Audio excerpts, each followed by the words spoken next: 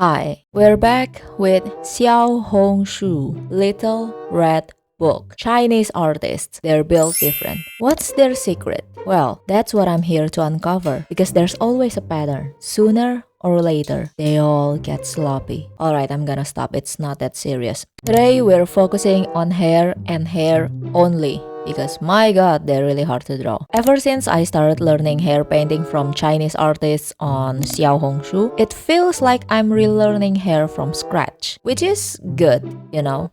I mean, it makes me cry for a couple nights, but I finally found their secret. I found what makes their hair painting look interesting. Are you ready for it? That is gray.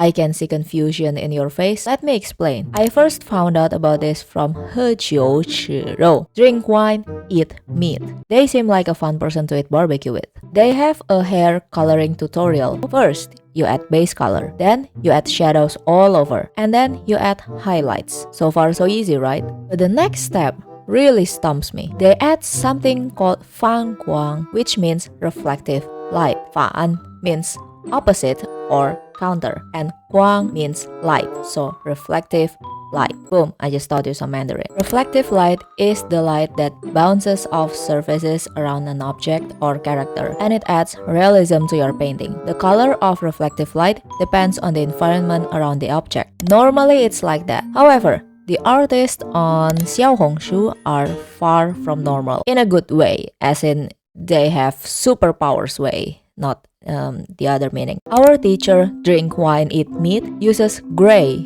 as the reflective light, even though there is no gray in the environment. Look at this red-headed character. The shading is not even that detailed. There is just some gray shading, but somehow it looks beautiful and artistic, and that's where I differ from them. In my shorts, my result is disgusting. It's garbage. But if we compare it to my usual shading, the gray does soften up the shadows quite a bit. So I decided to try again with the same character. This is Mafuika from Natlan. At first, I thought she was Diluc's mom, but apparently she's not. This time, I want to make the hair look more realistic. So I used this reference because the hair kinda looks like Mafuika's, and I tried following the way Drink Wine Eat Meat color their portraits. So first, I color the whole thing in grayscale. Then, adjust the color slightly to match the hair color, which is orange-red. This will be considered the dark shadow. Now apply the lighter color on the bottom of the hair. Since Mafuika's hair is long, we can apply quite a lot. Afterwards,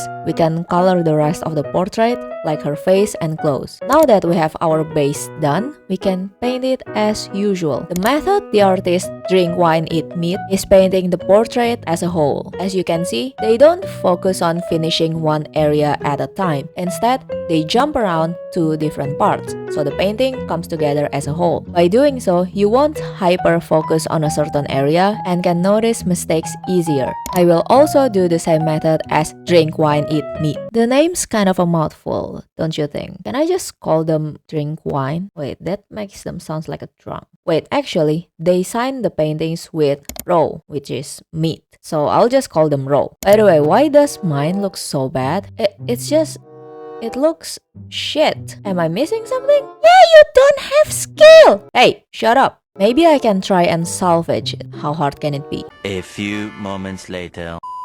Yeah, I take it back.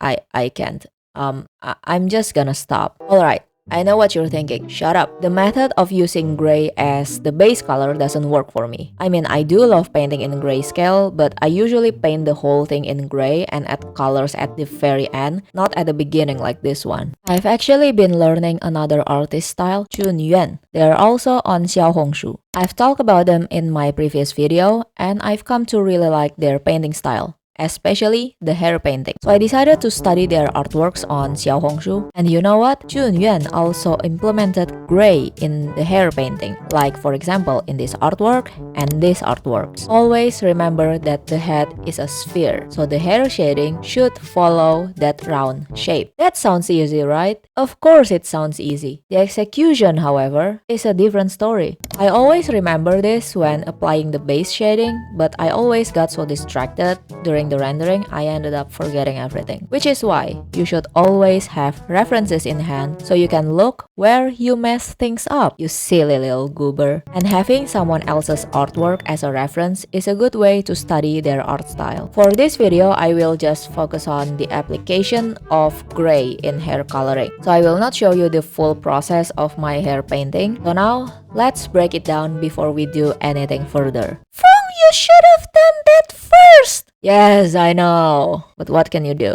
Wait, before we continue, I randomly found this artwork by Feng Jian... Damn it.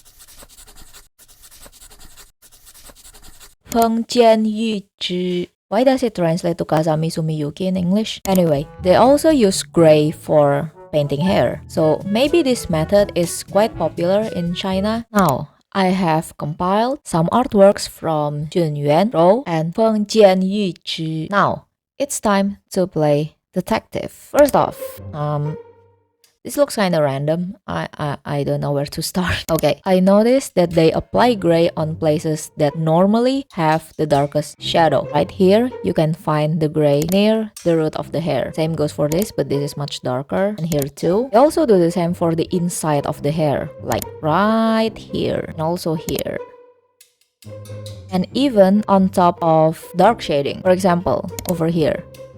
By doing so, not only it keeps the shading from looking too bold, it also gives more dimension and color variation to the painting. Now, I want you guys to focus on the color wheel. Normally, this is how we pick gray. You only focus on the very left side of the color wheel. I don't think that's how these artists pick their gray. Obviously, I don't know for sure. It's not like I was there when they created these. However, based on the colors, it looks like they mix the gray with complementary colors to the hair. For example, the red hair here, well, it's not green when I color pick it because obviously they blend it with the actual color of the hair. But if you just look at it, it's not 100% gray. And I think they mix it with complementary colors. Like, okay, here, these two characters have pink hair and the artist applied bluish gray instead of just pure gray. Here's another thing I noticed. They don't paint the whole hair in detail. If it's too close or too far from the light source, they will just paint it simply with minimal shading. Also, they tend to paint the inside of the hair with lighter color for that transparent and glowing look. Alright, so we have 3 key takeaways. 1. Apply gray on places that normally have the darkest shadow. 2. Mix the gray with complementary colors to the hair. Doesn't have to complementary actually, but if the hair have warm colors like red for example, mix it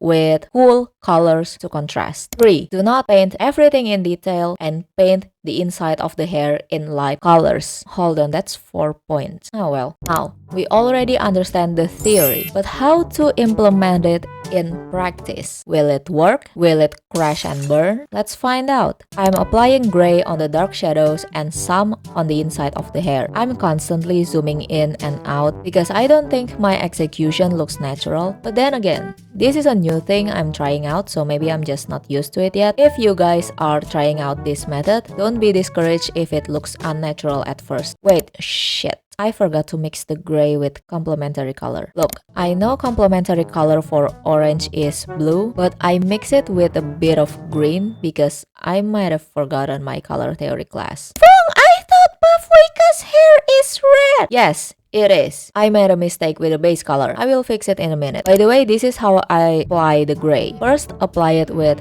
low opacity brush, then take the resulting color and use high opacity brush to continue painting. If you want to blend it further, use the smudge tool. I applied the gray mostly on the inside of the hair, especially on the upper area, and then blend it with lighter color of the hair. I also painted the outer part of her hair in lighter gray. Okay, I fixed the hair color. I think she looks pretty good. I may have nerfed her hair a little bit, but I think it looks okay. I do have a severe case of inconsistency though, because look, this is the first artwork of Mafuika I made. They look so different. Do you have some recommendations on how to battle inconsistencies? Let me know in the comments.